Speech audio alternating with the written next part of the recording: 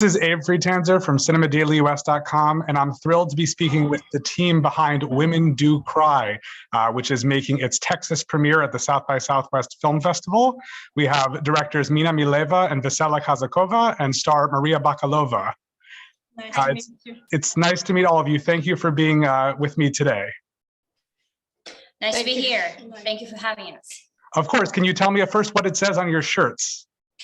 Oh, yes, good question. Okay, so we have not hysterical, historic, which is obvious. Elle est une fois sounds very poetic in French, and basically it's the philosophy behind it is that women are at their strength up until about 25. Then they start cooking, preparing the housework, looking after children and all that. And I'm basically women in Bulgarian, just to have a bit of exotic one. Okay. These t-shirts were inspired by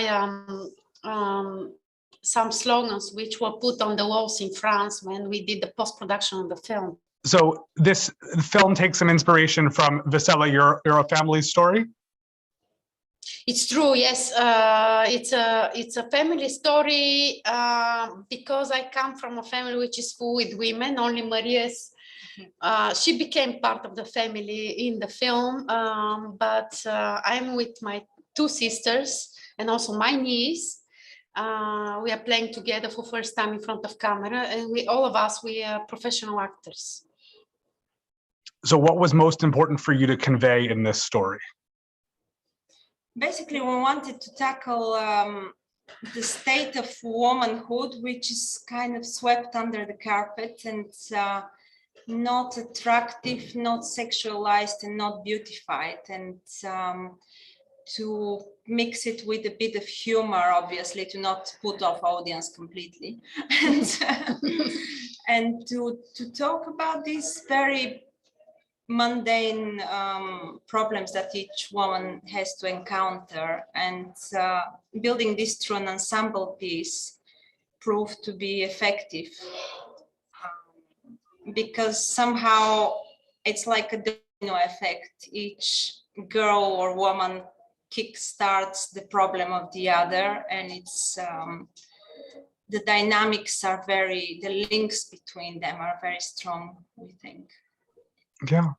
It's a cry. It's a cry. Women cry, but not only just crying, but also kind of presenting a voice loudly. Expressing themselves.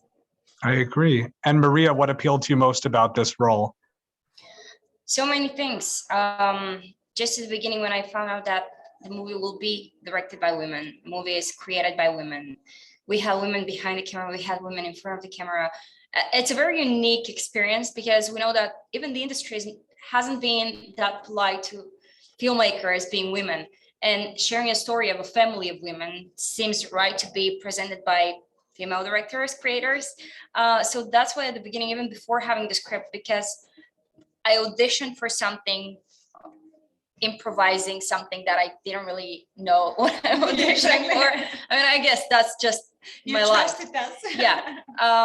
And then it was very interesting because they dare to stay on the edge of something, and they're not afraid metaphorically, probably, maybe physically as well. I don't know. Yeah. So that's why it was very interesting to me to work with them because it's challenging. And as every single actor in this planet, I guess, we want to challenge ourselves and see how your inner voice is going to react to something that can reflect on, I don't know, in the world. Because this movie, from my point of view, is a riot against misogyny and strong feminist message about how it's finally the time that we should be treated the same way, equally, and we will demand our rights in the world. So that's why having a role like the role of Sonia, who is just a 19 years old girl, she's not even yet a woman, she's just entering this adulthood and facing all these problems that are created by a disease that it should not be a stigma, but unfortunately still is. I wanted to speak about it, and I think it's important people to hear it. And I don't know, see what is it like to be in her shoes. Yes, I agree. And that sounds pretty universal. Premiered this film at the Cannes Film Festival, and now you're at South by Southwest. Do you think there's anything that American audiences will take away differently than European audiences? Yes, we've actually definitely noticed differences because we already did AFI showcase in Washington, and we find that American audience embraces the extremes, which European audience is a little bit scared about. For example, we've deliberately in our direction pushed the extremes. I mean, Maria's role is one example of this method of pushing things on the edge. And so we kind of quite hopeful for American audience that they're quite they will accept it, and they accept it in quite gregarious way. I mean, and cheerful somehow. Cheerful when you are right, because there actually it's okay, it's a drama, but the sense of humor is very important. The absurdity of the situation brings a lot of humor. Also, the characters become weird, some kind of very extreme and expressing extraordinary their feelings. Because, for example, in France, we've had occasions when they've asked us to remove the knife on rough cut stages. Just, could you have her outside the balcony, but not point a knife at the baby, because we don't do that. And we said, oh, you don't do this, you French don't do this, and we Bulgarians do this. So it's kind of one thing leads to another, so you cannot make compromise in the rawness of the material. Yeah. It's interesting to hear that, because I feel like European cinema that I've seen is a lot less censored than a lot of what we see in America. And especially I'm thinking about films about reproductive rights, like 4 months, 3 weeks, and 2 days. I love that movie so much. And a French film, Happening, which yes, happening, yes. Yes, so, but don't forget, these are the titles that reach here, because most of them are like winners in Cannes or Venice and somewhere. Yeah. Interesting. Yeah, and we are amongst them, so yes. And Maria, I know that your last role was very, very different than this one that got American audiences to know you in Borat's subsequent movie film. Are you happy that people will recognize you from that, or do you feel like you want this to be something completely separate? No, I'm glad that if people recognize me means that people have seen my work before and they appreciate it. So this is the biggest present for every single artist, to audience to see their work and eventually make them feel something, because at the end it goes to this small little piece to make the person that is watching your movie or looking at your painting feel something and move him in a way. So that's why I will always appreciate if they recognize me based on my work somehow, whether it might be a polite version or something extreme. Somebody might scream at me, high five, or nice to meet you, or somebody might scream something else from the movie, which might be harder probably because we speak in Bulgarian, that's Slavic language. But I'm glad that we can see women do cry in the States, and I think especially in these horrible times that we're living in, for us as Eastern Europeans, it's important to recreate this bridge between Western cinema and Eastern European artists, and having a movie like Women Do Cry, which is extreme, and it's about it's against the patriarchy world that we usually see in places like our. I think now people should see it even more, because I mean, this is our region of the world, and we as Bulgarians are just a few hundred miles away from Ukraine and all of the craziness that is happening out there. So having the chance to collaborate with the Western cinema, places like Hollywood, South by Southwest, UK, where we have lots of Bulgarian immigrants, it's important, it's crucial to have this exchange of work and see what is it to be a Bulgarian, what is it to be an Eastern European, because usually as artists, as characters in movies in the Western cinema, we're mostly portrayed as the villain, the prostitute, the hooker, the mob guy, the stupid people. So it's important for us to be seen by our art and our, I don't know, desire to collaborate with the other side of the ocean. You're so right. Politically, the Iron Curtain hasn't moved an inch yet. I don't think. Because back in the day, in the 20s, there's been different. Now you're a different generation.